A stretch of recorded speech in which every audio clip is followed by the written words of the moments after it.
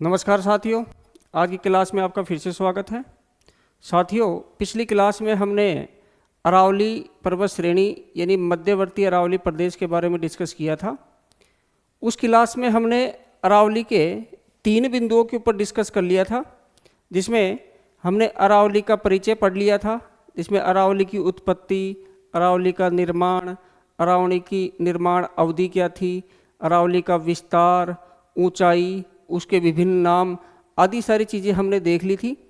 उसके बाद हमने अरावली की विशेषताएं देखी कि ऐसी कौन सी चीज़ें हैं जो अरावली को अन्य से डिफरेंट बनाती हैं। उसके बाद हमने अरावली का महत्व पढ़ लिया था कि अरावली के होने ना होने से क्या प्रभाव पड़ रहा है। और आज की क्लास में हम देखेंगे अरावली का वर्गीकरण, यानी कि अरावली को कितने भागों में बांटा गया है। तो इसको शुरू करते हैं। तो सबसे पहले हम देखते हैं कि अरावली को मुख्य रूप से 3 भागों में बांटा गया है। ये 3 भाग कौन कौन से हैं वो देखिए। अरावली के एक भाग को कहते हैं दक्षिणी अरावली, उसके बाद है मध्यवर्ती अरावली और उसके बाद है उत्तरी अरावली।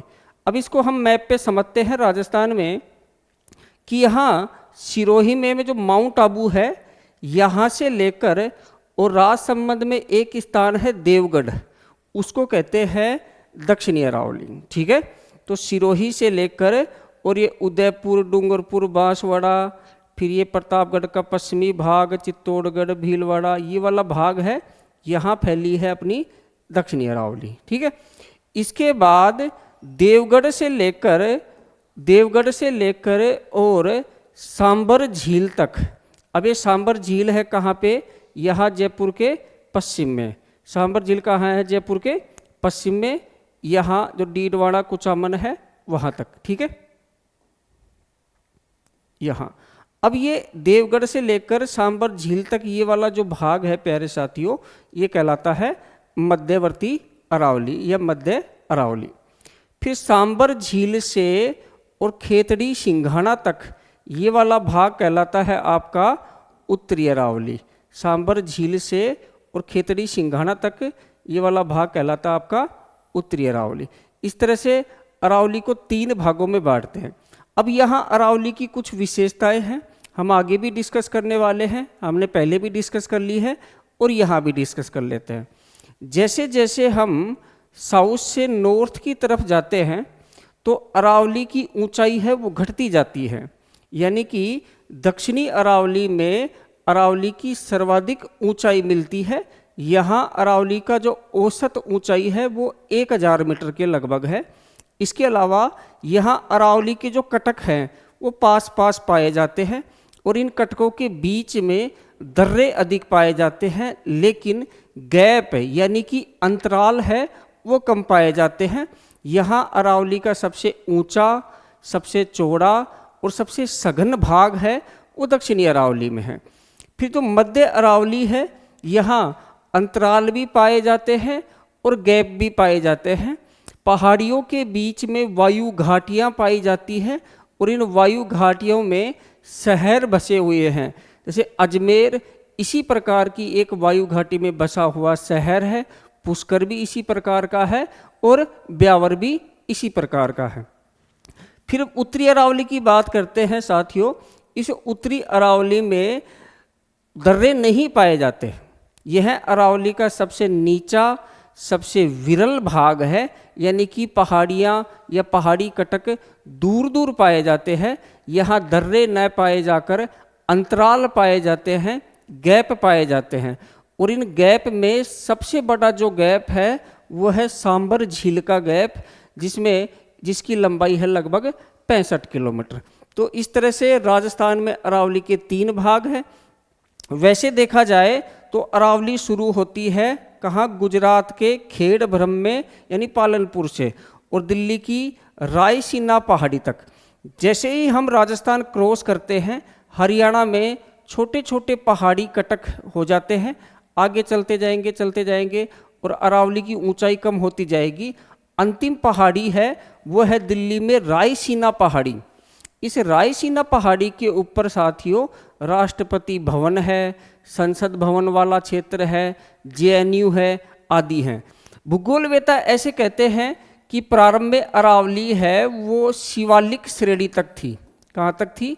शिवालिक श्रेणी तक अरावली फैली हुई थी, लेकिन गंगा यमुना और उसकी सहायक जो नदियां हैं उन्होंने धीरे धीरे यहाँ पर क्या कर दिया, जैसे पहले अरावली यहाँ तक ऐसे फैली थी, ठीक है, गंगा यमुना और उसकी सहायक नदियों ने इस अरावली के भाग को वैनिश कर दिया, यानी क्या कर दिया, अपर्दन करके इसको मिटा दिया।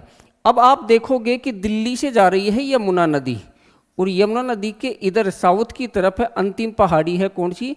रायसीना पहाड़ी। यमुना से गंगा के बीच में यानी शिवालिक तक जितनी भी अरावली की छोटी छोटी पहाड़ियाँ थीं वो सारी अपर्दित होके समाप्त हो चुकी हैं। क्लियर है? ठीक है। अब ये तो था आपका अरावली का मोटा मोटा वर्गीकरण। अब एक एक करके हम डिटेल में देखते हैं चीज़ों को।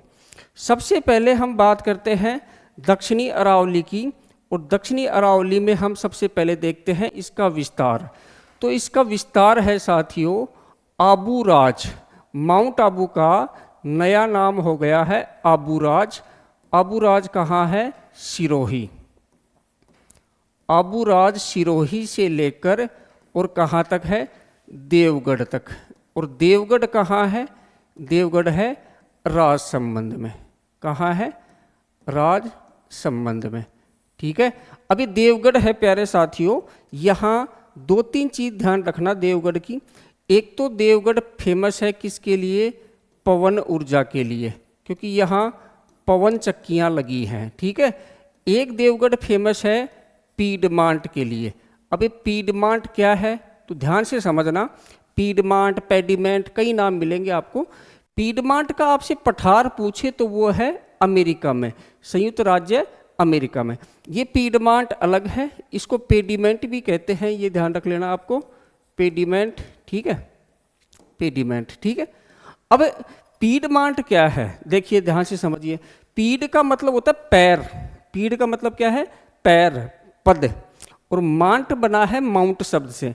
इसका मतलब ये है कि यहाँ जो अरावली है, राजसमंद में जो अरावली है, ऐसे अरावली जो है यहाँ, तो यहाँ राजसमंद में क्या है साथियों कि बनास और उसकी सहायक नदियाँ हैं, ये ऐसे यहाँ अरावली से निकलती हैं।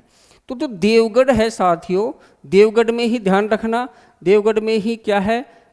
कमली घाट या खामली घाट दर्रा, और देवगढ़ में ही है गोराम घाट दर्रा। ठीक है। तो यहाँ देवगढ़ में क्या है कि यहाँ जो नदियाँ निकल रही हैं छोटी छोटी स्ट्रीम्स, इन स्ट्रीम्स ने क्या कर दिया? अपर्दन कर दिया, और अपर्दन करके इस क्षेत्र को ऐसा कर दिया बिल्कुल सपाट। तो यहाँ क्या है? सिर्फ कंकड़ पत्थर हैं वो जमा है दूर तक, और इसी से ये बन गया एक पथरीला भाग। क्या बन गया? पथरीला।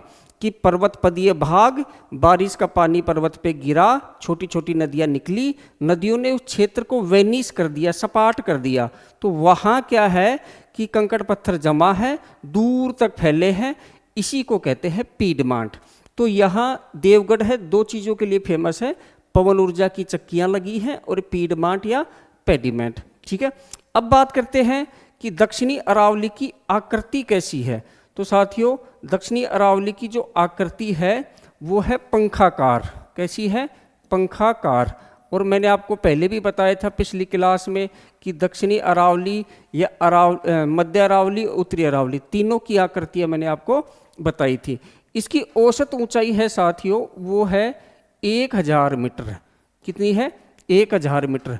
अब इसकी विशेषता क्या है? तो देखो भाई, ये दक्षिणी अरावली है, ये अधिक ऊंचा, यानी पूरी अरावली में सबसे ऊंचा भाग है, अधिक चौड़ा, अधिक चौड़ा, ठीक है। फिर सर्वाधिक सघन, सर्वाधिक सघन भाग है, यानी कि पहाड़ी कटक हैं वो पास पास पाए जाते हैं। फिर दर्रे अधिक पाए जाते हैं, दर्रे अधिक पाए जाते हैं, पहली बात। और दूसरी बात क्या है साथियों, यहाँ अंतराल यानी कि गैप जो है, अंतराल यानी कि गैप जो है वो कम पाए जाते हैं। अब आप कहोगे सर ये अंतराल और गैप क्या है, दर्रे क्या है, वो समझ लीजिए पहले एक बार। तो मान लीजिए कि ये एक अपनति है, ये एक अभिनति है, यानी एक पहाड़ी कटक है, फिर ये एक अपनति है, एक अभिनति है, एक अपनति है, एक अभिनति है। इन कटकों के बीच से जो मार्ग गुजरते हैं ये वाले, ये कहलाते हैं दर्रे, और इन्हीं दर्रों को अंग्रेजी में पास कहते हैं, राजस्थान में अरावली क्षेत्र में नाल कहते हैं, और हिमालय क्षेत्र में इनको ला कहते हैं, जैसे जेलेपला, शिपकिला, बनिहालला, जोरजिला। और राजस्थान में जैसे बरनाल, देसूरी की नाल, तो नाल का मतलब है दर्रा। तो ये तो हो गए दर्रे। दूसरा गैप किसको कहते हैं? तो साथियों गैप जो होता है कि ये एक पहाड़ी कटक, फिर खाली जगह, फिर पहाड़ी कटक, फिर खाली जगह, फिर पहाड़ी कटक, तो ये हो जाते हैं गैप, यानी कि अंतराल। ये क्या हो जाते हैं? अंतराल। ठीक है, अंतराल अंग्रेजी में कहेंगे तो गैप, GAP, गैप। ठीक है, तो ये सारी विशेषता है किसकी? दक्षिणी अरावली की। अब दक्षिणी अरावली को 2 भागों में विभाजित किया गया है, यानी कि अरावली को 3 भागों में वर्गीकृत किया गया है, दक्षिणी अरावली, मध्यवर्ती अरावली और उत्तरी अरावली। दक्षिणी अरावली को 2 उपभागों में बांटा गया है। कौन कौन सा? पहला तो है आबू पर्वत खंड और दूसरा है मेवाड़ हिल्स। आबू पर्वत खंड में क्या क्या आते हैं? इसमें आते हैं भैया एक तो उड़िया का पठार, आबू पठार, गुरु शिखर, भाकर और बैथोलित या इंशेलबर्ग। मेवाड़ हिल्स में एक तरफ तो आएंगी कुछ पहाड़ियाँ, एक आएंगे कुछ पठार। पहाड़ियों में क्या क्या है? जरगा व रागा पहाड़ी, Girwa hills, Magra hills, Mewal hills, Mangarh hills और कालिंजरा हिल्स। फिर पठार में कौन कौन सा है? भोराट प्लेट्यू, भोमट प्लेट्यू, लसाड़िया या लसारिया प्लेट्यू, मेसा प्लेट्यू, ऊपरमाल प्लेट्यू और मानदेसरा प्लेट्यू, ये सारे के सारे मेवाड़ में स्थित हैं। अब इनकी एक एक करके हम डिस्कस करते हैं। डिस्कस करने से पहले 2 बात हैं वो आप समझ लो। पहली बात तो क्या है साथियों कि राजस्थान में जो स्थलाकृति है, राजस्थान में स्थलाकृति है, उसके 3 नाम फेमस हैं, प्रसिद्ध हैं, वो ध्यान रखना। 3 क्या क्या है? पहला तो है मरु, मरु, दूसरा है मेरू और तीसरा है माल। ठीक है, मरु का मतलब होता है मरुस्थल, मरु का मतलब होता है मरुस्थल, मरुस्थल। ठीक है, मेरू का मतलब होता है पर्वत, क्या है? पर्वत। ठीक है, और माल के 2 अर्थ हैं, एक तो पठार और एक मैदान, पठार और मैदान। जैसे पठार, ऊपर माल का पठार, ऊपर माल पठार। ठीक है, और मैदान का मतलब माल खैराड़ का मैदान, माल खैराड़ का मैदान, माल खैराड़ का मैदान। फिर जैसे मालपुरा करौली का मैदान, मालपुरा करौली मैदान, करौली मैदान। ठीक है, तो ये 3 शब्द हैं, ये आप ध्यान रखना।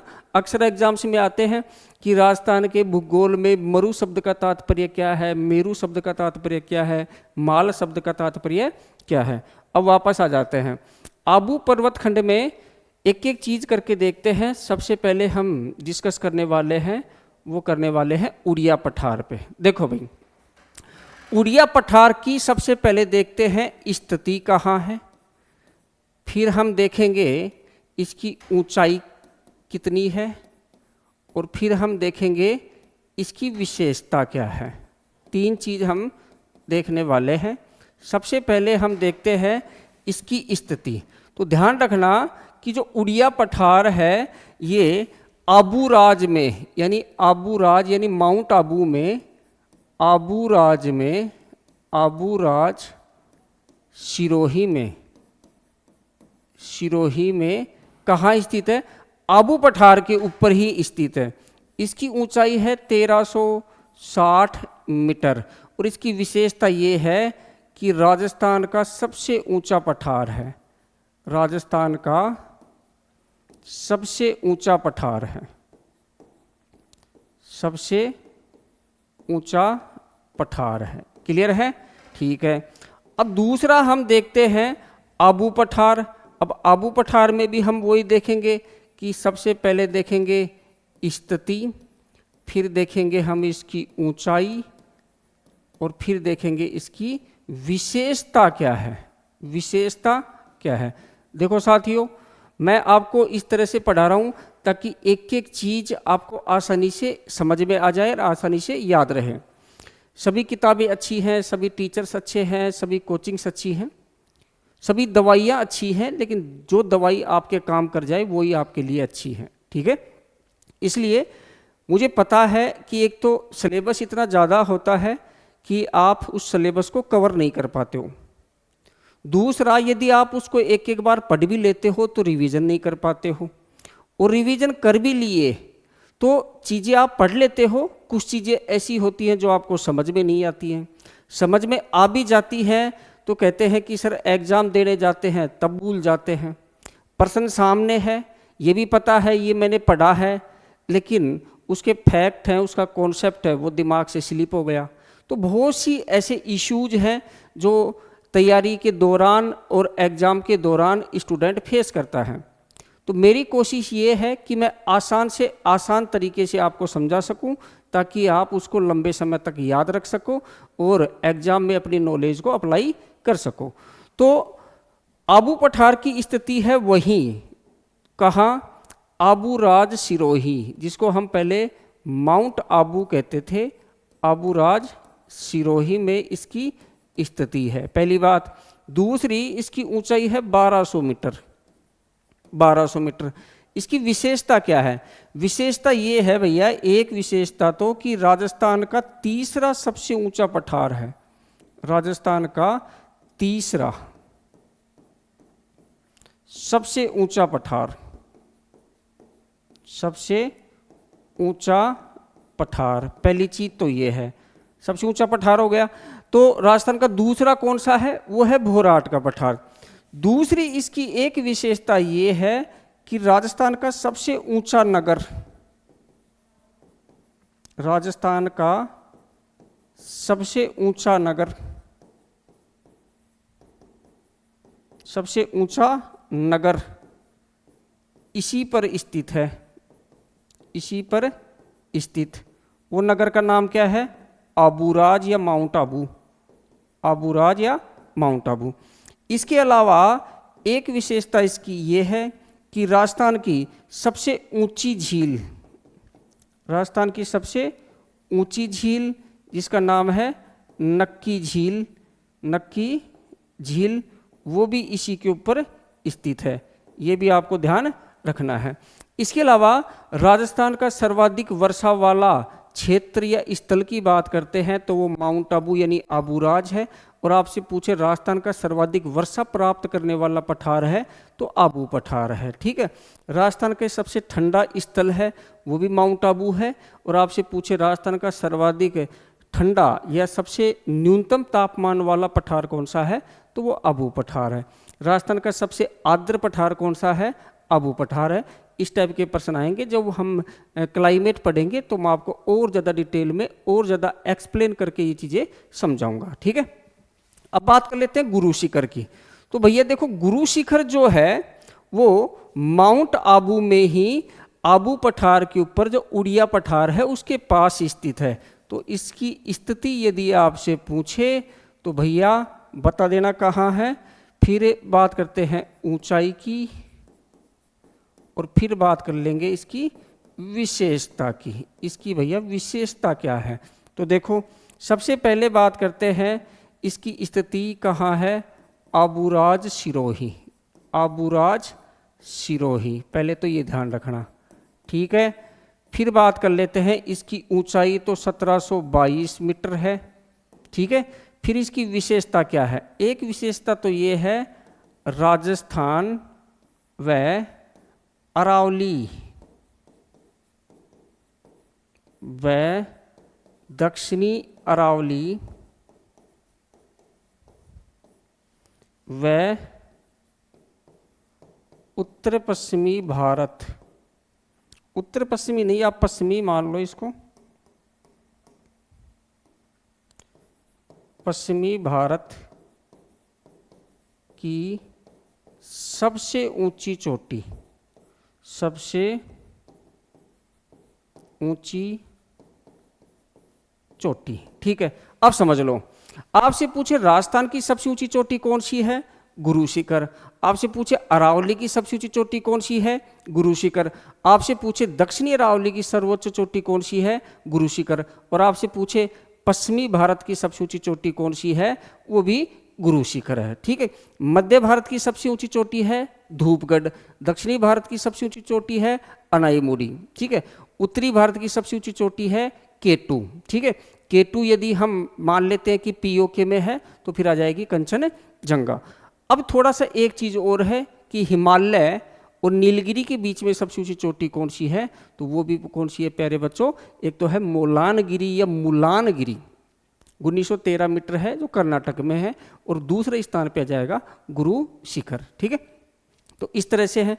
अब इसकी एक विशेषता ये है प्यारे बच्चों कि इसके ऊपर एक ऋषि दत्तात्रेय का मंदिर है, ऋषि दत्तात्रेय का मंदिर है, दत्तात्रेय का मंदिर है इसके ऊपर, और इस मंदिर की ऊंचाई है 5 मीटर। इसलिए कई जो बुक्स हैं या कई नोट्स हैं, कई टीचर्स हैं, वो इसकी ऊंचाई 1727 बता देते हैं। 1722 में 5 मीटर जोड़ के 1727। ठीक है, एक बात इसकी ये है प्यारे साथियों कि कर्नल जेम्स टोड है, कर्नल जेम्स टोड ने इसको संतों का शिखर कहा, संतों का शिखर कहा, संतों का शिखर कहा। और आबू पर्वत खंड है, आबू पर्वत को या आबू पर्वत खंड को कर्नल जेम्स टोड ने हिंदू ओलंपस कहा, हिंदू ओलंपस कहा, ये ध्यान रखना है। ठीक है, तो उड़िया पठार हो गया, आबू पठार हो गया, गुरु शिखर हो गया। अब देख लेते हैं भाकर। अब ये भाकर क्या है, देखो भाई, सिरोही के पूर्व में, सिरोही के पूर्व में उबड़ खाबड़, उबड़ खाबड़, कटी फटी, तीव्र ढाल वाले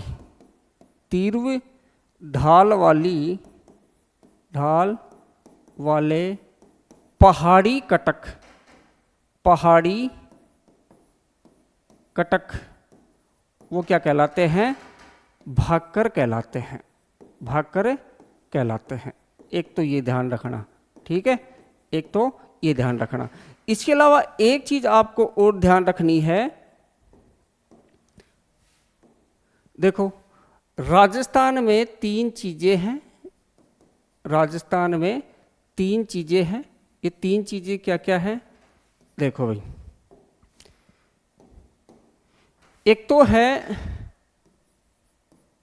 भाकर भाकरी।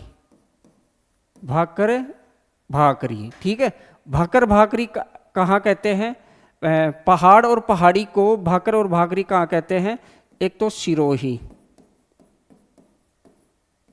और एक है जालोर और एक है बाड़मेर और एक है बालोतरा। जैसे आप पढ़ते हो रोजा भाकर, इसराना भाकर, झारोला भाकर या बालोतरा में सिवाना भाकर। ठीक है, तो यह ध्यान रखना, पहाड़ और पहाड़ी को राजस्थान में अलग अलग नाम से जाना जा रहा है। एक तो भाकर और भाकरी। दूसरा जो है वो है प्यारे साथियों मगरा और मगरी, मगरा और मगरी। अब ये कहते हैं मेवाड़ क्षेत्र में, कहाँ? मेवाड़ क्षेत्र में, उदयपुर और उसका आसपास का क्षेत्र है वहाँ।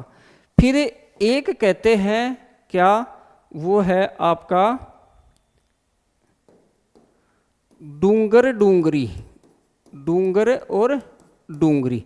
अब देखो डूंगर डूंगरी मेवाड़ में भी कहते हैं, लेकिन मोस्टली जो कहते हैं वो कहते हैं जयपुर और उसके आसपास, जयपुर व आसपास। आसपास का मतलब अभी मैं समझाता हूँ। जैसे विराटनगर में देखो आप, जयपुर में देखो आप सरना डूंगर, झालाना डूंगरी। फिर विराटनगर की तरफ जाओ आप तो वहाँ देखोगे भीम डूंगरी, महादेव डूंगरी, बीजक डूंगरी। तो डूंगर या डूंगरी, तो ये ध्यान रखना। आ जाए मगरा मगरी क्या है, तो ऑप्शन में मिलेगा पहाड़ पहाड़ी, ठीक है। भाकर भाकरी क्या है, ऑप्शन में मिलेगा पहाड़ पहाड़ी।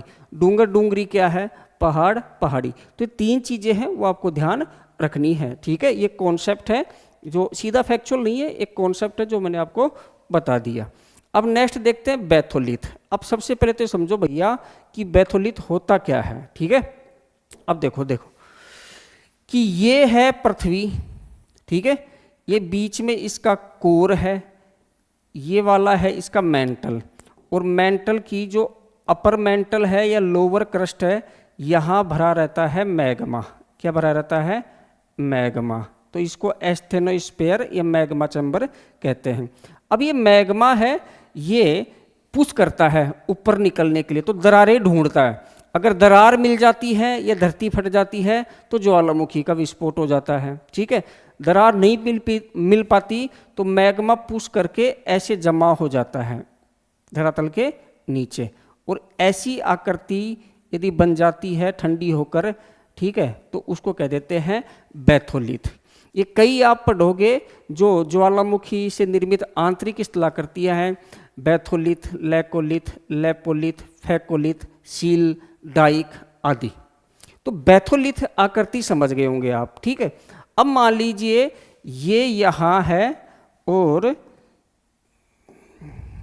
यहाँ है धरातल, यहाँ है धरातल, धरातल के नीचे है। अब धीरे धीरे क्या हुआ, धरातल का अपर्दन हुआ, और अपर्दन होने से क्या हुआ, ये जो बैथोलिथ है ये ऊपर दिखने लग गया ऐसे। ऐसी आकृति जो अपर्दन से बैथोलिथ यदि ऊपर आ जाए और मरुस्थलीय क्षेत्र में स्थित हो, उसको कहते हैं इंसेलबर्ग। ध्यान से समझना, बैथोलिथ तो है जब वो धरातल के नीचे है, ठीक है, जहां मैग्मा जमा हो जाए वो बैथोलिथ कहला रहा है, ठीक है, धरातल के ऊपर नहीं आए। लेकिन आसपास की मिट्टी है, धरातल है, उसका अपर्दन होता रहे, वायु अपर्दन, और मिट्टी हट जाए। मिट्टी हटने के बाद जो गुंबदाकार आकृति हमें दिखती है वो कहलाता है इंसेलबर्ग। ये ध्यान रखना। तो ये तो है आपका, ये तो है आपका बैथोलिथ, ये तो है बैथोलिथ, ठीक है, और ये है आपका इंसेलबर्ग। इंसेलबर्ग, इंसेलबर्ग बैथोलिथ है अपर्दन से पहले, इंसेलबर्ग है अपर्दन के बाद, और ये है आपकी धरातल, धरातल, ठीक है। तो भूगोलवेता ये कहते हैं कि आबू पर्वत खंड है वो एक बैथोलिथ का उदाहरण है, ठीक है, और उसका अपर्दन होने से, आसपास की मिट्टी हटने से इंसेलबर्ग बन गया है, ठीक है, पहली बात। दूसरी बात, जो इसके ऊपर झील है, कौन सी झील है, नक्की झील, इस झील को क्रेटर झील कहा है। इसका निर्माण किससे हुआ है, ज्वालामुखी क्रिया के फलस्वरूप। ये भी ध्यान रखना, क्रेटर, कालडेरा, ये आपने सुना होगा कि ज्वालामुखी का जो मुंह होता है ऊपर से जहाँ से मैग्मा निकलता है वो क्रेटर कहलाता है। उसमें यदि बार बार विस्फोट हो और बार बार उद्गार हो तो वो कालडेरा कहलाता है, ठीक है। तो बैथोलिथ क्या है आप समझ गए होंगे, तो मैं यह लिख देता हूं 2 लाइन कि आबू पर्वत खंड को, आबू पर्वत खंड एक बैथोलिथ का उदाहरण है, बैथोलिथ का उदाहरण है, उदाहरण है। अब प्रश्न उठता है कि बैथोलिथ क्या है। बैथोलिथ क्या है, तो बैथोलिथ है धरातल के नीचे मैग्मा के जमने से बनी गुंबदाकार आकृति क्या कहलाती है, बैथोलिथ। तो भाकर समझ गए होंगे, बैथोलिथ समझ गए होंगे। अब चलते हैं थोड़ी सी आगे मेवाड़ हिल्स की ओर। देखो मेवाड़ हिल्स में सबसे पहले हम पढ़ते हैं पहाड़ी। तो पहली पहाड़ी है जरगा व रागा पहाड़ी। देखो उदयपुर के पश्चिम में स्थित है, उदयपुर से लेकर और कहाँ तक, कुंभलगढ़ तक, ठीक है। तो जरगा चोटी आपने सुना होगा, जरगा चोटी है, जरगा पहाड़ी है, रागा पहाड़ी है, ठीक है। एक तरह से गोगुंदा से लेकर जो भोराट का पठार है उसका पश्चिमी जो एज है, एज यानी किनारा, वहाँ फैली है। और आगे चल के इन्हीं जरगा पहाड़ियों के ऊपर कुंभलगढ़ चोटी भी है, ठीक है। तो ध्यान से सुनना कि जरगा व रागा पहाड़ी, ठीक है, उदयपुर में स्थित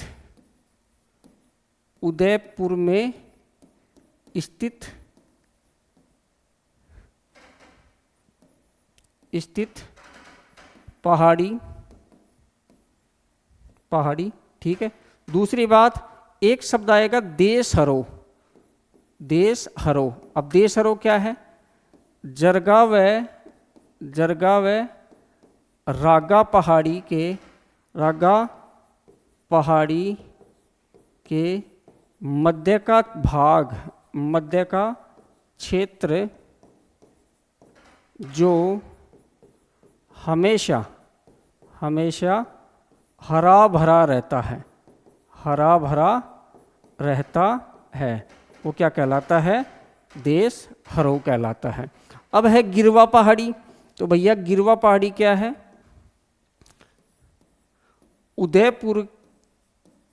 उदयपुर के चारों तरफ तस्त्रीनुमा यानी कि डिस्क शेप पहाड़ी, जिनके मध्य बेसिन में उदयपुर शहर बसा है, उदयपुर शहर स्थित है।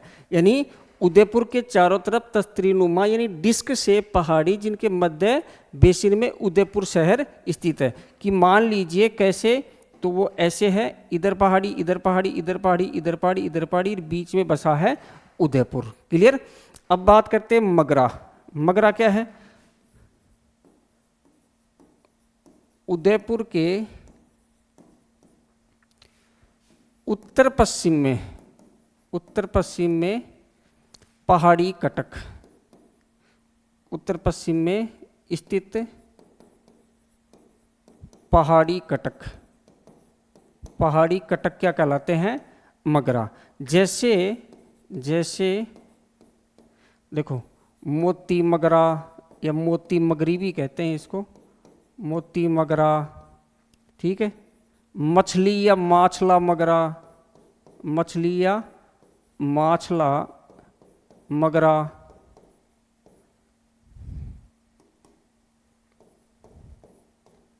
फिर है कामन मगरा, फिर है हिरण मगरा, फिर है माकड़ मगरा। अब यहाँ आपको ध्यान रखना कि माकड़ कहते हैं बंदर को, ठीक है, माकड़ मगरा। फिर है बांकी की मगरा, ठीक है, बांकी मगरा। अब इसके अलावा एक है रेल का मगरा। तो रेल का मगरा कहाँ है, राजसमंद में, और एक है बेल का मगरा, वो कहाँ है, सिरोही में। ये दोनों चीज आपको ध्यान रखनी है, ठीक है। चलो आगे चलते हैं। मेवल पहाड़ी, ये भी इंपॉर्टेंट है भाई, मेवल पहाड़ी। तो मेवल पहाड़ी देखते हैं अपन। डूंगरपुर बांसवाड़ा के मध्य, डूंगरपुर बांसवाड़ा के मध्य, बांसवाड़ा के मध्य स्थित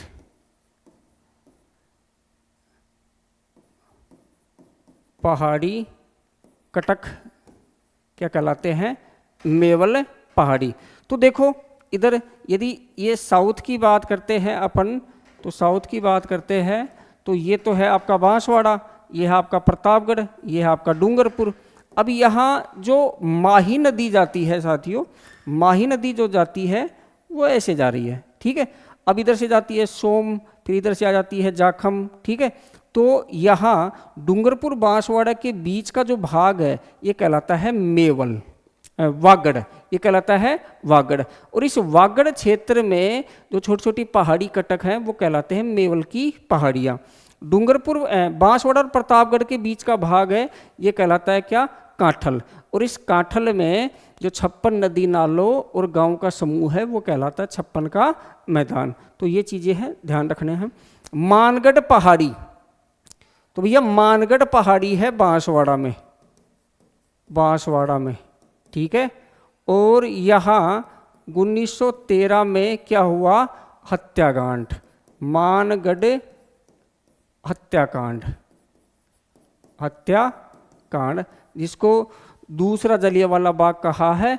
जो गोविंद गिरी है या गुरु गोविंद है, जो भीलों के नेता थे, आध्यात्मिक गुरु थे, वो यहाँ मानगढ़ में एक आदिवासी सम्मेलन कर रहे थे। अंग्रेजों ने गोलियां चला दी 1913 में और उनकी क्या कर दी? हजारों आदिवासियों की हत्या कर दी, ठीक है। तो मानगढ़ हत्याकांड है।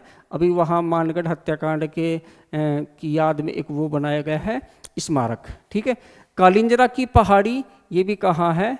बांसवाड़ा में, ये भी कहाँ है? बांसवाड़ा में। तो ये हो गई आपकी मेवाड़ की पहाड़ियाँ। अब बात कर लेते हैं मेवाड़ के प्रमुख पठार। और पहला पठार हम देखते हैं भोराट का पठार। तो भोराट का पठार कहाँ स्थित है आपसे पूछे तो गोगुंदा उदयपुर से लेकर, गोगुंदा उदयपुर से लेकर और कुंभलगढ़, कुंभलगढ़ राजसमंद के मध्य, राजसमंद के मध्य तो ये स्थित है, पहली बात। दूसरी बात, इसकी ऊंचाई की यदि हम बात करते हैं तो ऊंचाई है 1225 मीटर, 1225 मीटर। फिर इसकी विशेषताओं की कुछ बात कर लेते हैं। तो पहली विशेषता है राजस्थान का दूसरा सबसे ऊंचा पठार, राजस्थान का दूसरा सबसे ऊंचा पठार, दूसरा सबसे ऊंचा पठार, पहली बात। दूसरी बात, राजस्थान का सबसे बड़ा पठार, राजस्थान का सबसे बड़ा पठार, राजस्थान का सबसे बड़ा पठार। तीसरी बात, एक जल विभाजक का कार्य करता है भाई, ये जल विभाजक है, जल विभाजक का कार्य करता है, जल विभाजक का कार्य करता है। अब जल विभाजक कैसे है? यह है अरब सागरीय अपवाह तंत्र और बंगाल की खाड़ी अपवाह तंत्र के बीच में जल विभाजक का कार्य करता है। क्यों? क्योंकि इसके पश्चिमी एज से जो नदियां निकलती हैं, जो लूणी की सहायक है, देखो ये कैसे निकलती है, मैं आपको समझा देता हूं एक बार। कि ऐसे अरावली जा रही है, ऐसे अरावली है, ठीक है। और ये जो क्या है, गोगुंदा, गोगुंदा से लेकर और कुंभलगढ़ तक ये पठार है। कौन सा? भोराट का पठार। ये तो है गोगुंदा और ये है कुंभलगढ़। तो अब इधर से जो नदियां निकल रही है, इधर से जो नदियां निकल रही हैं जो लूणी की सहायक है, पहली चीज। फिर इधर से निकल रही है कौन सी आपकी? सोम नदी, क्या नाम? सोम नदी एक निकल रही है साबरमती। तो साबरमती भी कहाँ जा रही है? अरब सागर में। सोम किसमें? माही में मिलकर कहाँ जा रही है? अरब सागर में। फिर इधर से निकल रही है कौन सी? अपनी बनास, और बनास की सहायक नदियाँ, बनास और उसकी सहायक नदियाँ। तो ये अपना जल ले जा रही है कहाँ? अरब सागर में। कहाँ? अरब सागर में। दूसरा ये जल ले जा रही है कहाँ? बंगाल की खाड़ी में। बंगाल की खाड़ी में। कैसे? बनास जाकर किस में मिल जाएगी? चंबल में, चंबल यमुना में, यमुना गंगा में, गंगा बंगाल की खाड़ी में। इसलिए राजस्थान का सबसे बड़ा पठार होने के साथ साथ दूसरा सबसे ऊंचा पठार है, और अरब सागरीय अपवाह तंत्र और बंगाल की खाड़ी अपवाह तंत्र के बीच में जल विभाजक का कार्य करता है। ठीक है, आगे देखते हैं भूमट पठार। भूमट पठार साथियों, भूमट पठार जो है ये उदयपुर,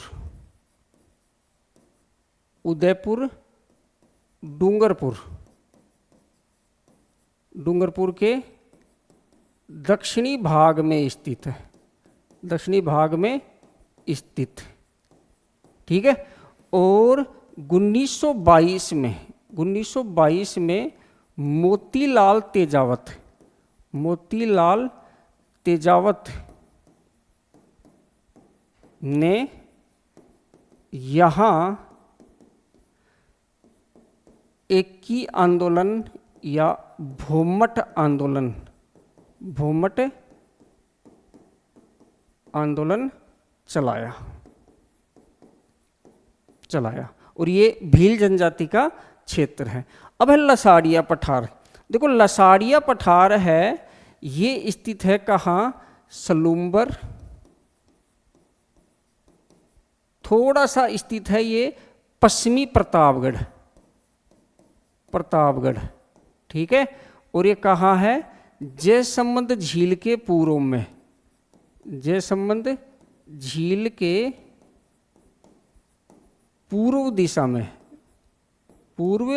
दिशा में। ठीक है, ये कैसा है? ये कटा फटा छिन्न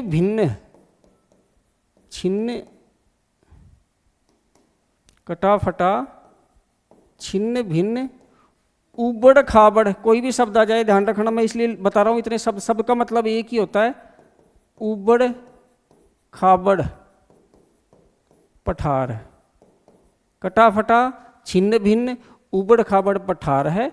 और एक तरह से जैसे चंबल के बीहड़ है ना, जिसको हम बैडलैंड्स कहते हैं, उसी प्रकार की यहाँ आकृतियाँ पाई जाती हैं। तो ये लसाड़िया का पठार हो गया। ठीक है, अब नेक्स्ट देखते हैं हम मेसा पठार। मेसा पठार कहाँ है? चित्तौड़गढ़। कहाँ है भैया? चित्तौड़गढ़, पहली बात। दूसरी बात, इसकी ऊंचाई पूछे आपसे तो ऊंचाई है 620 मीटर। ठीक है, तीसरी बात यहाँ ध्यान रखना, एक तो बेड़च व गंभीरी नदियों के संगम पर स्थित है, और इसके ऊपर चित्तौड़गढ़ का किला स्थित है। चित्तौड़गढ़ किला। अब मेसा पठार क्या है? देखो ये पठारी आकृति है।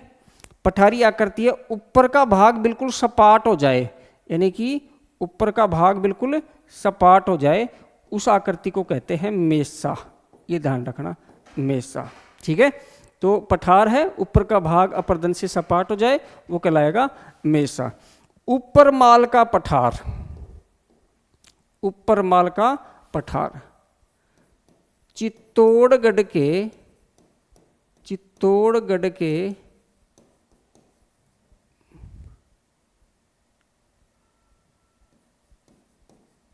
भैंसरोडगढ़ से भीलवाड़ा के बिजोलिया तक फैला है। पहली चीज तो ये ध्यान रखना चित्तौड़गढ़ के भैंसरोडगढ़ से भीलवाड़ा के बिजोलिया तक फैला है। और इस पठार के ऊपर बिजोलिया किसान आंदोलन हुआ था भाई। क्या हुआ था? बिजोलिया किसान आंदोलन, किसान आंदोलन, बिजोलिया पीजेंट मूवमेंट। 1917 में विजय सिंह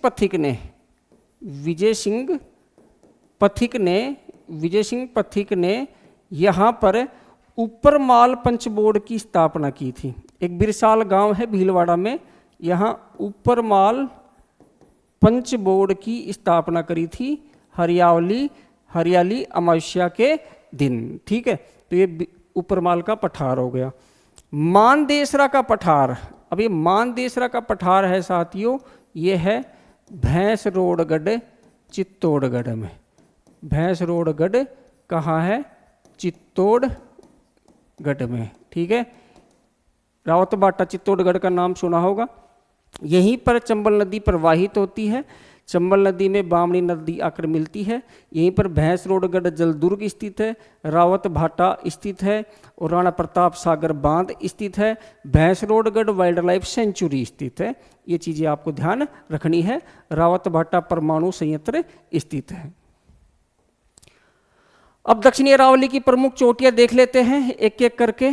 सबसे पहले देखते हैं, सबसे ऊंची चोटी है गुरु शिखर, जो दक्षिणी अरावली की भी सबसे ऊंची चोटी है और राजस्थान की भी सबसे ऊंची चोटी है और अरावली की भी सबसे ऊंची चोटी है। 1722 मीटर इसकी ऊंचाई है, 1722 मीटर, और सिरोही जिले में स्थित है।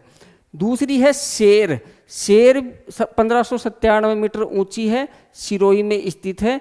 ये भी माउंट आबू में है, ये भी माउंट आबू में है। तीसरी है देलवाड़ा 1442 मीटर ऊंची है, सिरोही में स्थित है। देलवाड़ा के जैन मंदिर, इसका नाम दिलवाड़ा या देलवाड़ा दोनों मिल सकता है। ठीक है। जरगा 1431 मीटर ऊंची है, उदयपुर में स्थित है। अब यहाँ एक चीज ध्यान रखना, उदयपुर की सबसे ऊंची चोटी कौन सी है? जरगा है। एक तो ये ध्यान रखना। ठीक है। राजस्थान की तो चौथी सबसे ऊंची है, अरावली की भी चौथी सबसे ऊंची है, उदयपुर की सबसे ऊंची है जरगा। क्लियर। फिर अचलगढ़ 1380 मीटर, ये सिरोही में। आबू चोटी 1295 मीटर, ये सिरोही में। कुंभलगढ़ 1224 मीटर, ये राजसमंद में। तो भैया राजसमंद की सबसे ऊंची चोटी कौन सी है? कुंभलगढ़। ठीक है। फिर धोनिया डूंगर 1183 मीटर, उदयपुर में। जेनिया डूंगर 1186 मीटर, उदयपुर में। अब यहाँ नाम देखो डूंगर। तो मैंने कहा था ना कि ढूंढाड़ और आसपास के क्षेत्र में डूंगर डूंगरी कहते हैं, कहीं कहीं मेवाड़ में भी कहते हैं। ठीक है। फिर जयराज पहाड़ी 1090 मीटर, सिरोही में है। फिर संबारिया चोटी है 1034 मीटर, ये भी सिरोही में है। फिर ऋषिकेश चोटी है 1017 मीटर, ये भी सिरोही में है। कमलनाथ चोटी है 1001 मीटर, ये भी सिरोही में है। अवार चोटी है 1001 मीटर, ये उदयपुर में है। इन दोनों की ऊंचाई समान है। फिर कामन मगरा ये है 989 मीटर, उदयपुर में। हरवा चोटी 989 मीटर, उदयपुर में। इनकी ऊंचाई है वो समान है। दुसानिया पीक 957 मीटर, उदयपुर में। सज्जनगढ़ 938 मीटर, उदयपुर में। सज्जनगढ़ 923 मीटर, सिरोही में। ये दोनों नाम है, ये आपको सेम मिलेंगे। एक सज्जनगढ़ है बांसदड़ा पहाड़ी, जो फतेह सागर झील के किनारे पे है उदयपुर में, जिसके ऊपर सज्जनगढ़ दुर्ग है। सज्जनगढ़ वाइल्ड लाइफ सेंचुरी है, सज्जनगढ़ बायोलॉजिकल पार्क है और सज्जनगढ़ मृगवन है। ठीक है। तो ये वाली सज्जनगढ़ वो है जो उदयपुर में है 938 मीटर। ये वाली सज्जनगढ़ है ये सिरोही में है 923 मीटर। फिर सीरन और सायरा दो चोटियां हैं, पास पास हैं उदयपुर में। सीरन की ऊंचाई 920 मीटर है, सायरा की ऊंचाई 900 मीटर है, दोनों उदयपुर में है। फिर लीलागढ़ या लीलगढ़ नाम मिलेगा आपको 874 मीटर, उदयपुर। और नागपानी 867 मीटर, उदयपुर। ये वो थी जो टॉप की चोटियां हैं, अधिक ऊंची चोटियां हैं। इसके अलावा छोटी मोटी सैकड़ों हैं।